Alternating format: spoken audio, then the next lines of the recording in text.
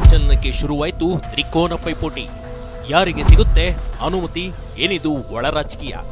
ಕಲಬುರಗಿ ಜಿಲ್ಲೆಯ ಚಿತ್ತಾಪುರದಲ್ಲಿ ಪಥಸಂಚಲನದ ಮೂಲಕ ಶಕ್ತಿ ಪ್ರದರ್ಶಿಸಲು ಪೈಪೋಟಿ ಮುಂದುವರೆದಿದೆ. ನವೆಂಬರ್ 2ರಂದು ಪಥಸಂಚಲನ ನಡೆಸಲು ಅನುಮತಿ ಕೋರಿ ಜಿಲ್ಲಾಡಳಿತಕ್ಕೆ ಮನವಿ ಸಲ್ಲಿಸಿದೆ. ಅದೇ ದಿನ ಭೀಮ್ ಆರ್ಮಿ ಕೂಡ ದಲಿತ ಪ್ಯಾಂಥರ್ ಸಂಘಟನೆಗಳು ಹಠಕ್ಕೆ ಬಿದ್ದವರಂತೆ ಪಥಸಂಚಲನಕ್ಕೆ ತಮಗೂ ಅವಕಾಶ ನೀಡುವಂತೆ ಮನವಿ ಸಲ್ಲಿಸಿದ್ದವು.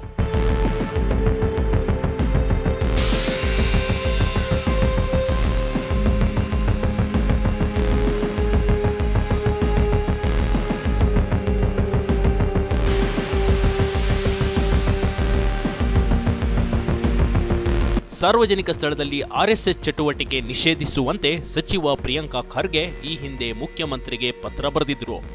ಆದ್ರೀಗ ದೊಡ್ಡ ವಿವಾದಕ್ಕೆ ಎಡಮಾಡಿಕೊಟ್ಟಿದೆ. ಇದರ ಬೆನ್ನಲ್ಲೇ ಪ್ರಿಯಾಂಕಾ ತವರು ಕ್ಷೇತ್ರ ಚಿತ್ತಾಪುರದಲ್ಲಿ ಅಕ್ಟೋಬರ್ 19ರಂದು ಆರ್ಎಸ್ಎಸ್ ಪಥಸಂಚಲನ ನಡೆಸಲು ಮುಂದಾಗಿತ್ತು. ಈ ಬಗ್ಗೆ ತಾಲೂಕಾಡಳಿತಕ್ಕೆ ಪರ್ಮಿಷನ್ ಕೂಡ ಕೇಳಿತ್ತು.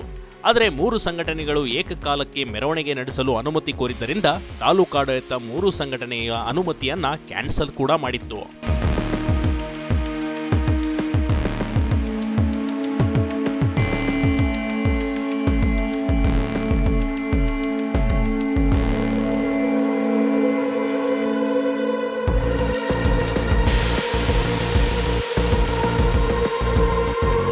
ಅನುಮತಿ ನಿರಾಕರಣೆ ಪ್ರಶ್ನಿಸಿ ಆರ್ಎಸ್ಎಸ್ ಮುಖಂಡ ಅಶೋಕ್ ಪಾಟೀಲ್ ಹೈಕೋರ್ಟ್ ಮೆಟ್ಟಿಲೇರಿದ್ದರು. ವಿಚಾರಣೆ ನಡೆಸಿದ ಕಲಬುರಗಿ ಪೀಠವು ನವೆಂಬರ್ 2ರಂದು ಪಥಸಂಚಲನ ನಡೆಸೋದಾದರೆ ಹೊಸದಾಗಿ ಅರ್ಜಿ ಸಲ್ಲಿಸಲು ಸೂಚಿಸಿತ್ತು. ಈ ಕುರಿತ ವರದಿ ಸಲ್ಲಿಸಲು ಜಿಲ್ಲಾಡಳಿತಕ್ಕೆ ನಿರ್ದೇಶಿಸಿ ವಿಚಾರಣೆಯನ್ನ ಅಕ್ಟೋಬರ್ 24ಕ್ಕೆ ಮುಂದೂಡಿತ್ತು.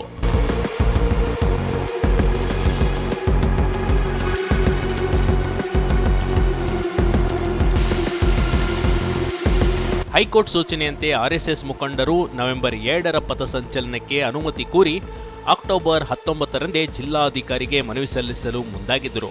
ಜಿಲ್ಲಾಧಿಕಾರಿ ಲಭ್ಯವಾಗದೆ ವಾಟ್ಸಾಪ್ ಹಾಗೂ ಇಮೇಲ್ ಮೂಲಕ ಅರ್ಜಿ ಸಲ್ಲಿಸಿದರು.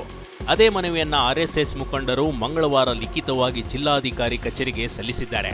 ಸುಮಾರು 600 ಸ್ವಯಂ ಸೇವಕರು ಲಾಠಿಯೊಂದಿಗೆ ಪಥಸಂಚಲನದಲ್ಲಿ ಪಾಲ್ಗೊಳ್ಳಲಿದ್ದಾರೆ ಎಂಬ ಮಾಹಿತಿ ಕೂಡ ಇದೆ.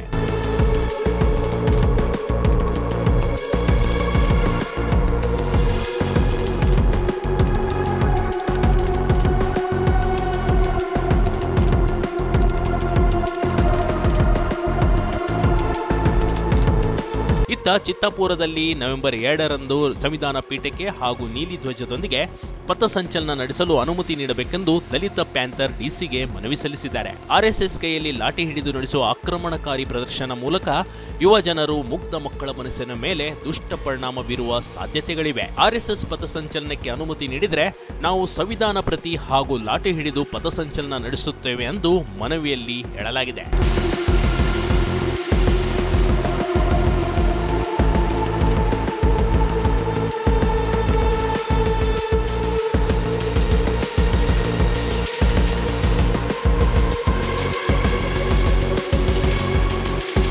ಮತ್ತೊಂದೆಡೆ ಭೀಮ್ ಆರ್ಮಿ ಭಾರತ ಏಕತಾ ಮಿಷನ್ ರಾಜ್ಯ ಯುವ ಘಟಕವು ನವೆಂಬರ್ 2ರಂದೇ ಭೀಮ್ ಪಥ ಸಂಚಲನಕ್ಕೆ ಅವಕಾಶ ನೀಡಬೇಕೆಂದು ಮನವಿ ಸಲ್ಲಿಸಿದೆ. ಜಾಥಾದಲ್ಲಿ ಬಿದಿರಿನ ಕೋಲು, ರಾಷ್ಟ್ರಧ್ವಜದೊಂದಿಗೆ ಧರ್ಮ ಬೌದ್ಧ ಪಂಚಮಶೀಲ ಧ್ವಜ ಹಾಗೂ ಸಂವಿಧಾನ ಪೀಠದೊಂದಿಗೆ ಮೆರವಣಿಗೆ ನಡೆಸಲಾಗುವುದು ಎಂದು ಹೇಳಿಕೊಂಡಿದೆ. ಒಟ್ನಲ್ಲಿ ಯಾರಿಗೆ ಅನುಮತಿ ಸಿಗುತ್ತೆ, ಯಾರಿಗೆ ಜಯ ಸಿಗುತ್ತೆ ಅನ್ನೋದು ಕಾದು ನೋಡಬೇಕಷ್ಟೇ. Big TV Karnataka, Kalaburagi. Big TV Karnataka YouTube ಚಾನಲ್ಗೆ ಈಗಲೇ ಸಬ್ಸ್ಕ್ರೈಬ್ ಮಾಡಿ. ಧನ್ಯವಾದಗಳು.